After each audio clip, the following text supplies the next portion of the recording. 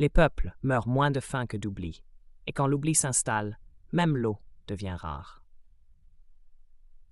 Bonsoir et bienvenue sur Bookoscope. 2026. Une année de plus dans un pays qui vit depuis trop longtemps hors de lui-même, écartelé entre survie quotidienne et promesses ajournées. Aujourd'hui, Haïti est encore debout. Mais à quel prix?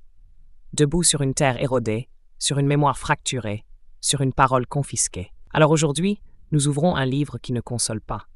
Un livre qui interroge, qui secoue, qui exige. Gouverneur de la Rosée, de Jacques Roumain. Un roman publié en 1944, mais écrit pour les lendemains qui tardent. Un texte qui n'a pas vieilli, parce que le réel, lui, a trop peu changé. Une sécheresse qui ne dit pas son nom. On parle encore de crise. Crise politique, crise sécuritaire, crise économique, crise environnementale. Mais Roumain nous apprend une chose essentielle.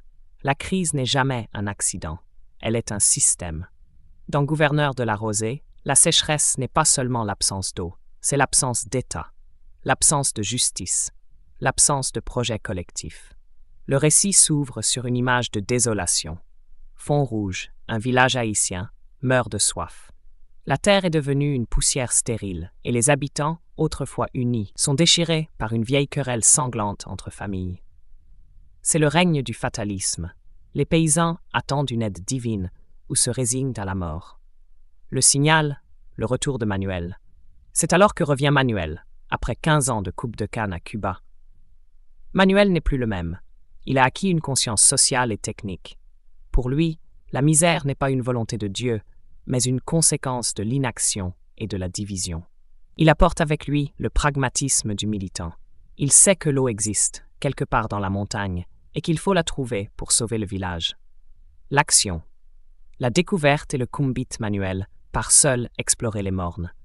Par sa connaissance de la nature et sa persévérance, il finit par découvrir la source. Mais trouver l'eau ne suffit pas. Il faut creuser un canal pour l'amener au village.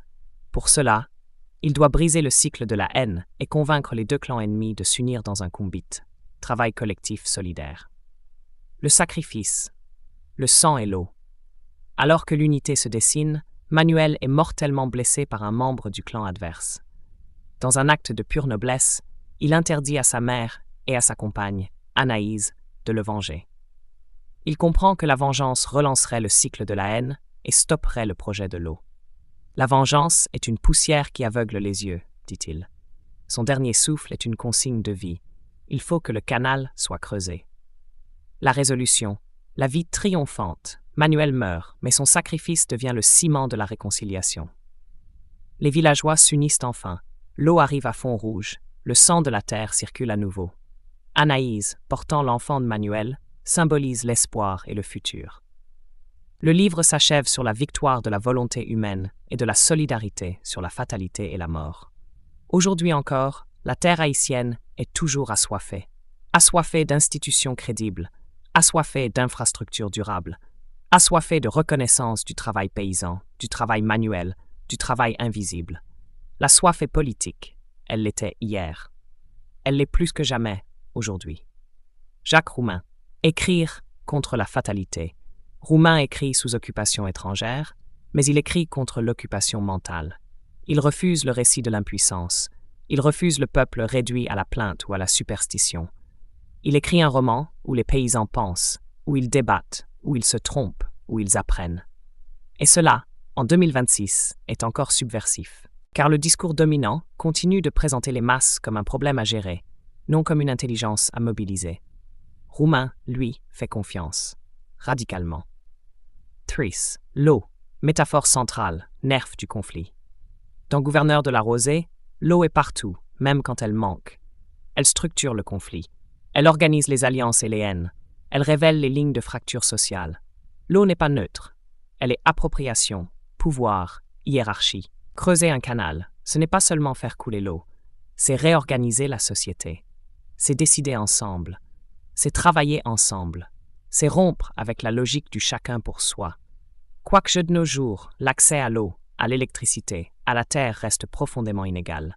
Roumain nous rappelle ceci. Les ressources naturelles deviennent des armes quand la justice est absente. Manuel, une conscience en mouvement. Manuel revient de Cuba.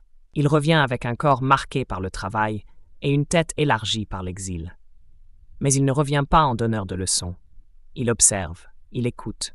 Il comprend que la haine entre familles est une fausse contradiction, soigneusement entretenue par la misère. Manuel n'est pas un messie, il est un médiateur historique, un passeur de conscience.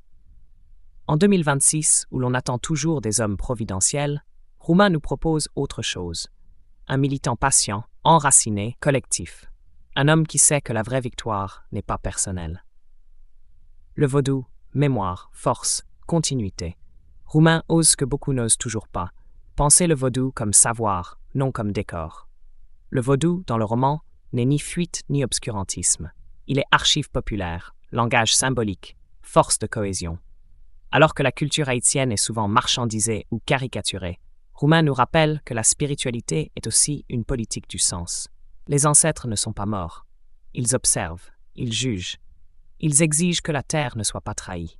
Vice, la mort de Manuel, une pédagogie révolutionnaire. Manuel meurt, et Roumain ne nous épargne pas cette douleur. Mais cette mort n'est pas une fin, elle est une transmission.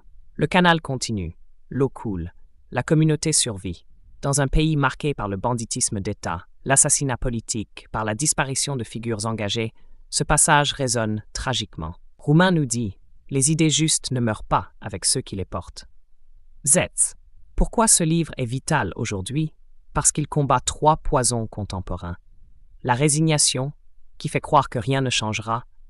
La division, qui empêche l'action collective. La dépendance, qui attend toujours une solution venue d'ailleurs.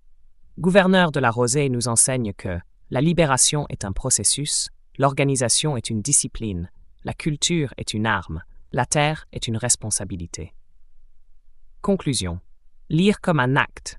Lire Roumain aujourd'hui, ce n'est pas commémorer. C'est s'engager intellectuellement. C'est creuser, page après page, un canal dans notre manière de penser, dans notre rapport à la communauté, dans notre vision de l'avenir. La terre est comme un grand livre ouvert, disait Manuel. Aujourd'hui, nous savons une chose. Ceux qui ne lisent plus leur terre finissent par la perdre. À très bientôt sur Bookoscope. Lisez lentement, pensez profondément. Et n'oubliez jamais, la rosée ne vient pas du ciel. Elle vient du travail des hommes unis.